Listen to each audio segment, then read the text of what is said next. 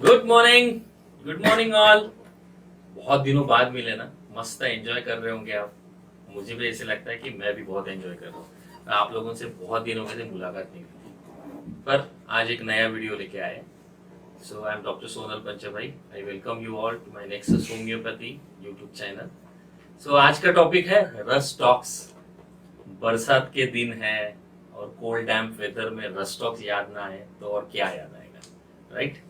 तो रस्टॉक्स ऐसा रेमेडी है जो हम लोग ये बरसात वाले सीजन में दिया करते हैं। बहुत सारे ऑथर्स ने रस्टॉक्स के बारे में बहुत सारी अच्छी अच्छी चीजें भी लिखी है। But before going to that part, Rhus tox आपको पता है कि एक पॉइजनस ओक है, ऐसा उसका कॉमन नेम में लिखा हुआ है।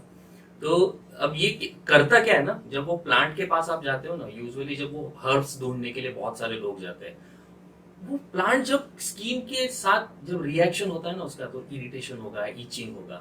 वैसे ही रस्टॉक्स में आपको सिम्टम्स होते हैं, अर्टिकेरियल, इचिंग, रैश, है ना, इरिटेशन। ये सारी चीजें रस्टॉक्स में आपको बहुत सारी मिलती है। रस्टॉक्स का एक और एक बहुत सुंदर उदाहरण रस्टॉक्स में एक्चुअली यूजुअली फिजिकल्स पे हम लोग प्रैक्टिस करते थे। At that time we prescribe Rhus tox for joint pain, है ना, आर्थराइटिस। और रस्टॉक्स में एक बहुत यूनिक चीज भी एक बहुत अच्छे से सब लोगों ने बोल के रखी है। What is that?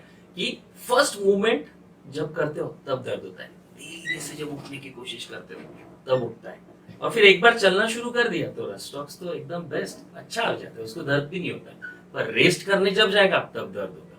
तो these are the physical symptoms. We will connect these physical symptoms to the mental phenomena of that patient. तो हम लोग रस्टॉक्स को माइंड के साथ कनेक्ट करने की कोशिश करते हैं। बिफोर दैट हम लोग एक और चीज करते हैं जो हमारे सारे वीडियोस में आपको देखने के लिए मिल जाएंगे। अगर आपने सब्सक्राइब नहीं किया होगा तो आप लोग सब्सक्राइब भी कर लो हमारे यूट्यूब चैनल को, नेक्सस होम्योपैथी को। पैथोफिजियोलॉजी पार्ट हम लोगों ने बहुत यूनिकली हर एक वीडियो में देने की कोशिश की है, so that we can connect this Rhus tox at the level of sphere of action and pathophysiological actions also. तो पैथोफिजियोलॉजिकल एक्शन मतलब कैसा है ना, अब स्फीयर ऑफ एक्शन क्या है? स्किन पे एक है, सेकंड सीरस मेम्ब्रेन पे है, serous membrane, skin. Third, fever के लिए भी हम लोग रस्टॉक्स को बहुत ज्यादा प्रिस्क्राइब करते हैं। अब ये सीरस मेम्ब्रेन स्किन के साथ एक्ट करके क्या होता है ना, पॉइजन है तो वो पॉइजन इरिटेशन करेगा, अल्टिकेरियल मतलब रैश लाएगा। इसलिए डैम्प वेदर में मोस्टली ये प्लांट बहुत ज्यादा ग्रो करता है ना, तो उसकी वजह से बहुत सारे लोगों को इस तरीके की सिम्टम्स आने की चांसेस ज्यादा रहते हैं। अब सीरस मेम्ब्रेन पे ये एक्ट करता है। सीरस मेम्ब्रेन पे एक्ट करने से क्या होता है ना, जो टेंडन्स है ना, जो मसल्स है, उनमें इंफ्लामेशन होता है, लिगामेंट्स है वहां पे इंफ्लामेशन होता है। इंफ्लामेशन होके सीरस मेम्ब्रेन का एक इंफ्लामेशन होगा, फिर आर्थराइटिस लाइक सिम्टम्स आने के ज्यादा चांसेस रहते हैं इसमें। तो ये सारी चीजें जब रस्टॉक्स हम लोग प्रिस्क्राइब करते हैं तो हमको पता होना चाहिए कि क्या होता है और क्या नहीं होता है। रस्टॉक्स का एक स्पेशल एक्शन भी है ब्लड पे। ब्लड पे जब वो एक्शन करता है ना, एट दैट टाइम ब्लड में पॉइजनिंग होता है। ब्लड पॉइजनिंग होने से ऑल काइंड ऑफ फीवर्स इसको आ सकते हैं, टाइफाइड फीवर्स हो सकता है ना, जो भी नॉर्मल। अभी अभी तो मोस्टली वायरल फीवर भी बहुत चलते हैं, तो हम लोग कुछ केसेस भी इस चीजों की देखेंगे। तो रस्टॉक्स एक ब्रीफ में आपको बता देता हूँ। सीरस मेम्ब्रेन पे एक्ट करेगा, स्किन पे एक्ट करेगा, म्यूकस मेम्ब्रेन पे भी एक्शन है इसका। फोर्थली, ब्लड सर्कुलेशन पे भी एक्ट करके फीवर लाएगा। सीरस मेम्ब्रेन पे एक्ट करके टेंडन्स में दर्द होगा, सारे जॉइंट में पेन होगी, आर्थराइटिक लाइक सिम्टम्स आएंगे, स्किन पे रैशेस आएंगे, इरिटेशन होगा एंड अर्टिकेरियल रैशेस आएंगे। तो बिफोर प्रोसीडिंग हम एक केस देखते हैं, दो तीन केसेस देखते हैं, so that we can connect that case with Rhus tox personality को समझने के लिए हमको बहुत सारा चीज काम में है। हम लोग की नहीं, केस देखते हैं।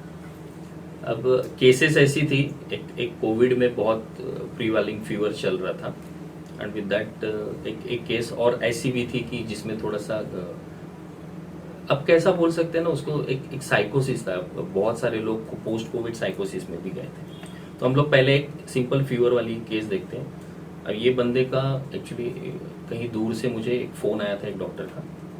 उन्होंने बोला था कि मेरा एक पेशेंट है जो आईसीयू में एडमिट है फॉर फीवर और 5 से 6 दिन से उसका फीवर नहीं उतर रहा है और कॉज पता नहीं है। तो मुझे समझ में नहीं आ रहा था कि कॉज नहीं पता और ये क्या कर रही है ना, मतलब एडमिट भी कर दिया, कॉज नहीं है, सारे इन्वेस्टिगेशंस हो गए, सब नील थे। तो मैं बोला चलो ठीक है, मैं उनसे बात कर लेता हूँ। अब जब बात करने की वक्त आई तो फ़ोन पे ही बात करना था, आईसीयू में तो ऐसे तो कुछ मैं जा नहीं पाता था। तो उनसे बात करते करते मैं बात कर रहा था, तो उनको पूछा हाँ बोलो क्या काम है। तो सर बोले कुछ नहीं, बोले मुझे फीवर आ रहा है, बोले 7-8 दिन से फीवर आ रहा है, बोले उतर ही नहीं रहा है, बोले और इन लोगों ने मुझे आईसीयू में डाल दिया क्योंकि सारे इन्वेस्टिगेशन कर लिए, कुछ पता ही नहीं है। जब वो बात कर रहा था ना, बात करने का उसका ढंग देखो, क्योंकि these are the observative rubrics and you have to be very alert regarding picking these rubrics. So जब वो बात कर रहा था तो मुझे बहुत फीवर है, 7-8 दिन से तकलीफ में हो, पता नहीं क्या हो रहा है, इस तरीके से वो बात कर रहा था। बात करते करते ये बहुत इंपॉर्टेंट है। मैं इसको अब जब एनालिसिस करेंगे तो हम लोग इसको भी ये करेंगे। मैंने उसको पूछा कि क्या कुछ हुआ था, क्या कुछ झगड़ा हुआ था, क्या हुआ था, क्योंकि फीवर का back of the mind most of the time हम लोग एक क्या बोल सकते हैं, उस तरीके से ये बोलते हैं ना उसको, इमोशंस जो रहते हैं जब वो आउटबर्स्ट नहीं हो पाते और अंदर के अंदर ही रह जाते हैं, जब गुस्सा आपके मन में रह जाता है, तो एक फीवर मतलब anger is related to fever, हम लोग थोड़ा सा उसको कनेक्ट करने की कोशिश करते हैं। तो मैंने उसको पूछा यार तेरा किसी के साथ झगड़ा हुआ था, कुछ हुआ था क्या? तो बोले नहीं, बोले ऐसा कुछ नहीं हुआ था, बस बोले मुझे क्या थोड़ा सा हाथ पैर दर्द था, बोले फिर भी मैंने बाम लगाया, ये लगाया, वो लगाया और मैं बैडमिंटन खेलने के लिए चला गया। बोला उससे क्या होता है? तो वो बोला कि नहीं, उसके बाद फिर मुझे फीवर आना शुरू हो गया। तो मैं बोला वहां पे कुछ हुआ था? तो नहीं, बोले वहां ऐसा कुछ भी नहीं हुआ था, बोले। बोला ठीक है, चलो ठीक है। तो बोला क्या चल रहा है आपको, ये बीमारी को लेके आपके मन में क्या दिक्कत है? तो वो बोला कि सर बोले सारा हो गया, बोले इन्वेस्टिगेशन सारा कर दिया, लेकिन बुखार का कारण ही पता चल रहा है, क्या है ये? बोले मुझे समझ में नहीं आ रहा, बोले क्या है? तो बोला ठीक है। फिर मैंने उसको बोला कि जो कलीग था उसको कि उसको फ़ोन देता हूँ। फ़ोन देने से पहले उसने एक चीज़ और मुझे रिमार्केबली बहुत इंपॉर्टेंट चीज़ बताई, जिससे मेरा रेमेडी फाइनल हुआ। उसने क्या बोला कि सर बोले मुझे कि नहीं फ़ोन पे बात करने की भी इच्छा नहीं होती, बस बोले पड़े रहो, आराम करो, आराम करने से मुझे अच्छा लगता है। तो दैट्स इट अबाउट केस। मेरा केस हो गया, मैंने 3 रूब्रिक्स फटाफट रेपर्टरी में डाल दिया। आजकल तो मोबाइल में एक सिंथेसिस रेपर्टरी तो आपको इजीली अवेलेबल हो जाती है, तो आप डिस्क्राइब कर सकते हो। सो मैंने 3 रूब्रिक्स डाले। सबसे पहला रूब्रिक मैंने जो लिया था, वो जिस तरीके से बात कर रहा था ना,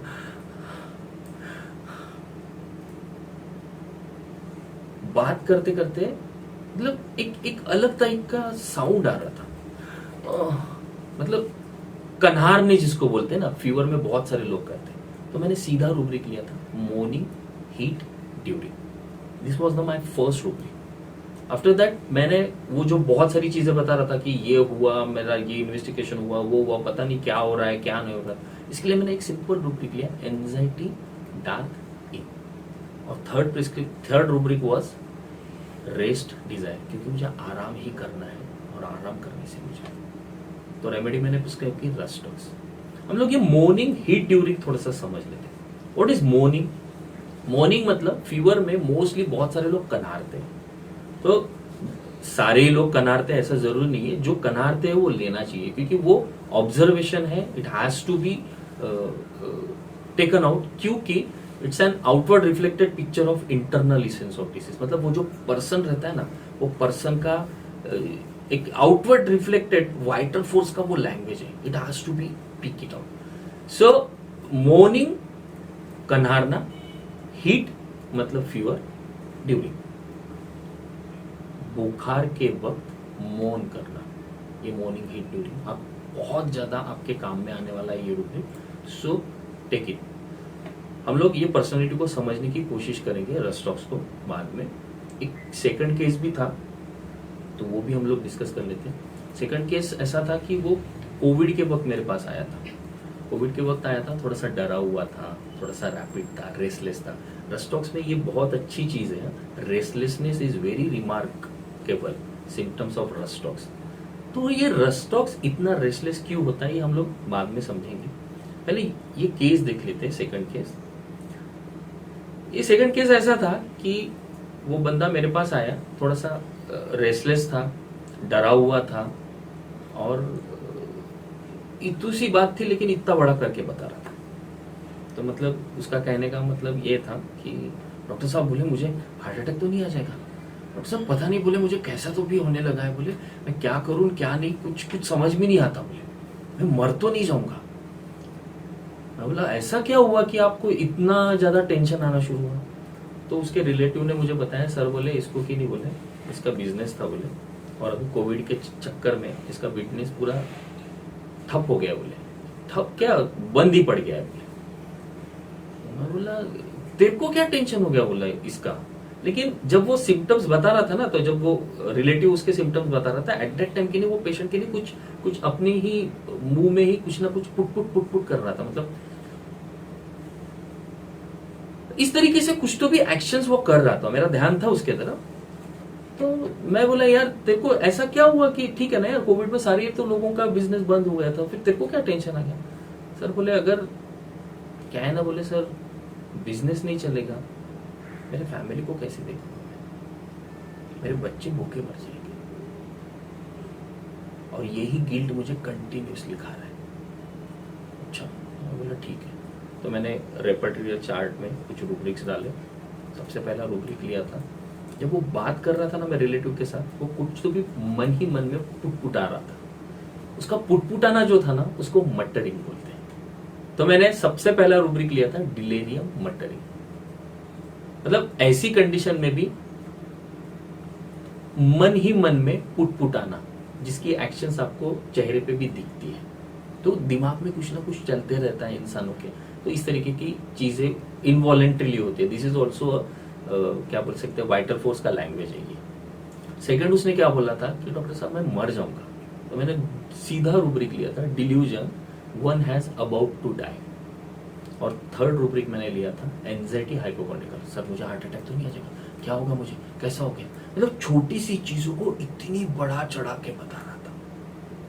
और एक एलिमेंट भी था, कोविड में सारे बिजनेस बंद हो गए थे, तो उसको मैंने सीधा सिंपल रूब्रिक लिया था एलिमेंट्स फ्रॉम बिजनेस फेलियर। तो ये सारी चीजों को जब मैंने क्लब किया, एट दैट टाइम रस्टॉक्स ही सामने आया, तो मैंने रस्टॉक्स उसको दे दिया।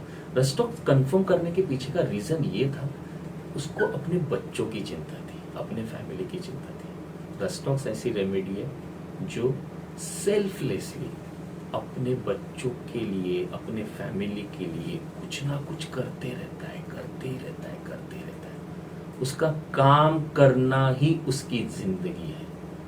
और रस्टॉक्स को आपको अगर समझना है तो उसके काम के साथ, उसके फैमिली के साथ और उसके गिल्ड के साथ हमको समझना पड़ेगा।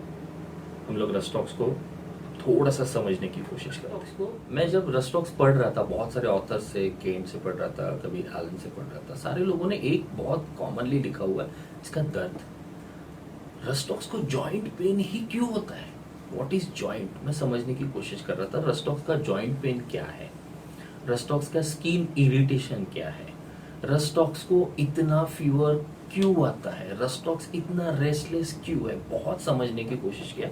Finally I come to know कि जो हम लोग रूब्रिक को एक्सट्रैक्ट करते हैं, रूब्रिक को समझने की कोशिश करते हैं, वहां से मुझे एक थीम मुझे मिली। ये मेरा अंडरस्टैंडिंग है, सब लोगों का अलग अलग अंडरस्टैंडिंग हो सकता है, क्योंकि रस्टॉक्स बहुत सारे रूब्रिक में और बहुत अलग अलग रूब्रिक्स में। लाइक डिलीरियम बीजी से इसकी जर्नी स्टार्ट होती है और एंड होता है इसका डिलीरियम क्वाइट में। हम लोग पहले डिलीरियम बीजी समझ लेते हैं। व्हाट इज बीजी?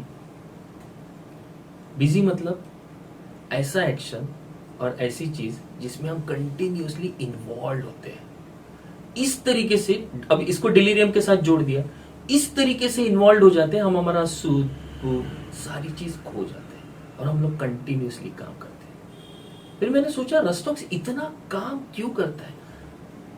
एक ऑथर है नेस्गार्ड, उन्होंने, सिर्फ नेस्गार्ड सर ने ही नहीं, बहुत सारे लोगों ने भी लिखा हुआ है कि रस्टॉक्स बहुत काम करते रहता है, करते रहता है, करते रहता है, करते रहता है। उसका काम ही उसकी जिंदगी है।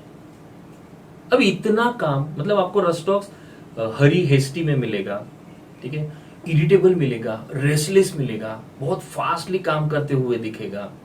इतना क्यों उसको काम करना है ना? तो रस्टॉक्स का मेन फीलिंग ये है, मेन कोर ये है कि रस्टॉक्स सेल्फलेस बंदा है, उसका सेल्फ वो बाजू में रख के काम करता है। इतना काम करता है, इतना काम करता है कि उसके सारे जॉइंट्स के लिए वो काम करता है। जॉइंट्स मतलब यूनियन, यूनियन मतलब जो फैमिली है वो भी हमारी जॉइंट होना चाहिए। जब फैमिली में थोड़ा सा भी डिस्ट्रीब्यूट हो जाता है या फिर फैमिली के बारे में जब भी कोई तकलीफ होती है, तब रस्टॉक्स को तकलीफ होना शुरू हो जाती है। मोस्टली जब रिटायर्ड पर्सन रहते हैं ना, वो जब रिटायरमेंट के बाद जब वो घर में बैठे रहते हैं, खाली बैठे रहते हैं, क्योंकि वो कंटिन्यूसली काम कर रहे थे पूरा रिटायरमेंट तक, रिटायरमेंट के बाद काम ही नहीं है, कुछ नहीं है, और वो जब बैठते हैं ना, वो बैठना रस्टॉक्स को बिल्कुल ना कराओ, मतलब उसको पसंद ही नहीं है। इसलिए हमारे पास एक रूब्रिक है, एंजाइटी सिटिंग वेट। उसकी एंजाइटी बढ़ जाती है, यार मुझे अब बैठना पड़ेगा, मैं इतना काम करने वाला इंसान हूं, मुझे काम ही करना है। क्यों? अगर काम करूंगा तो मैं मेरे फैमिली के लिए देख पाऊंगा, फैमिली के लिए मुझे ये सारी चीजें करना है। इसकी फैमिली बहुत इंपॉर्टेंट है, और रस्टॉक्स इसी चीजों के लिए बहुत सारी बार डर जाता है। उसको छोटी छोटी चीजों से भी डर लगने लगता है। वो anxiety driving from place to place, fear driving from place to place, बहुत सारी चीजें, मतलब ये एक तरीके से रस्टॉक्स को आप एक फियरफुल रेमेडी भी आप बोल सकते हो। तो एक रूब्रिक है फियर सुपरस्टिशियस। इसके लिए कि नहीं, एक बहुत अच्छी केस है, हमारे नागपुर के एक डॉक्टर है, डॉक्टर शिरीष सावजी सर, उन्होंने ये example, he is a one line prescriber, तो उन्होंने एक बहुत अच्छी स्टोरी बताई थी, स्टोरी रादर देन उनका एक पेशेंट था, तो उन्होंने so thank you Shirish sir, आपके वजह से वो रूब्रिक भी बहुत अच्छे से समझा था, तो I am sharing this to my viewers also. तो वो ऐसा केस था कि उनके पास एक बेटी आई थी, तो उनकी किसी की बेटी आई थी, उनको थोड़ा डिप्रेशन का थोड़ा तकलीफ शुरू हुआ था। तो सर ने पूछा कि क्या तकलीफ क्या है, बोले, तो बोले सर मुझे कुछ नहीं, बोले थोड़ा एंजाइटी वगैरह है, बोले ऐसा है, तो क्या हुआ था? तो उसके पापा ने सर को बताया कि ये बोल रही है, बोले कि समर में इसकी नानी की डेथ हुई, उसके बाद 2 महीने के बाद इसके एक मामा की डेथ हुई, उसके बाद इसके दूसरे मामा की डेथ हुई, और उसके बाद इसकी सारी तकलीफें शुरू हो गई। सर ने सिर्फ एक क्वेश्चन पूछा उनको। क्वेश्चन ऐसा था, आप लोग मामा से और नानी से अटैच थी? तो उसने बोला नहीं। सर ने बहुत अच्छे से उसको एनालिसिस किया। एनालिसिस क्या किया सर ने पहले देखा कि नानी की डेथ हुई, फिर मामा की डेथ हुई, फिर दूसरे मामा की डेथ हो गई, अब इसके बाद मम्मी की बारी। इसको सर ने फियर सुपरस्टिशियस लिया। Very beautifully he has taken that rubric. पर मुझे ऐसी लगता है कि सर ने बहुत एक्स्ट्रा ऑर्डिनरी काम किया, and thanks to Shirish Sawji sir, इसकी वजह से फियर सुपरस्टिशियस बहुत अच्छे से समझा। ये रस्टॉक्स इतना डरा हुआ क्यों रहता है ना, उसको हर चीज में फियर सुपरस्टिशियस के लेवल में बहुत सारे उसके फियर वाले आपको रूब्रिक्स मिलेंगे, बहुत सारी चीजें मिलेगी। डिल्यूजन परसिक्यूटेड में भी वो आपको मिलेगा, है ना, सब मेरे तरफ ही देख रहे हैं, looking, everyone is looking towards me, ऐसा भी उसको लगते रहता है। और ये सारी चीजों में रस्टॉक्स हमेशा मतलब ऐसे डूबा रहता है, इतना डूबा रहता है कि उसको समझ में ही नहीं आता है क्या हो रहा है क्या नहीं हो रहा है। फिर वो कभी गुस्सा करेगा, छोटी छोटी बातों पे चिड़चिड़ करेगा, एंगर ट्रिपल्स अबाउट इधर उधर, और ये सारी चीजों को वो इस तरीके से वो इतनी बड़ी कर देता है कि उसको समझ में ही नहीं आता कि करना क्या है। वो सॉल्यूशंस नहीं निकाल सकता, और जब वो सॉल्यूशंस नहीं निकाल सकता तो ही लैंड्स इनटू डिलीरियम क्वाइट, शांत बैठ जाता है। सॉल्यूशंस क्यों नहीं निकाल सकता है? क्योंकि इसकी की नहीं जो एनालिटिकल पावर है ना, इसलिए ये बिजनेस फेल्यूर में है, इसलिए एंजाइटी मनी मैटर्स अबाउट में ये है। ये रिलेशंस के पीछे इतना दौड़ता है, इतना दौड़ता है, हर चीज के लिए दौड़ते रहता है, दौड़ते रहता है, दौड़ते रहता है, इतना दौड़ता है, इसको कैलकुलेशंस नहीं जमता। मैथमेटिक्स इनएबिलिटी में रस्टॉक्स है, और ये इनएबिलिटी इसको फेल्यूर के लेवल पे ले जाती है। और इसीलिए एंड फेज में रस्टॉक्स एकदम शांत हो जाए, डिलीरियम क्वाइट होता है. तो this is all about rhus tox. बहुत शॉर्ट जर्नी मैंने बताई, आप और पढ़ो, आपको अलग अलग फेज रस्टॉक्स के मिलेंगे. Hope you enjoy my video और थैंक यू इतना देर तक मुझे सुनने के लिए. एक चीज़ ज़रूर करना, लाइक करो, शेयर करो, सब्सक्राइब करो. Thank you all.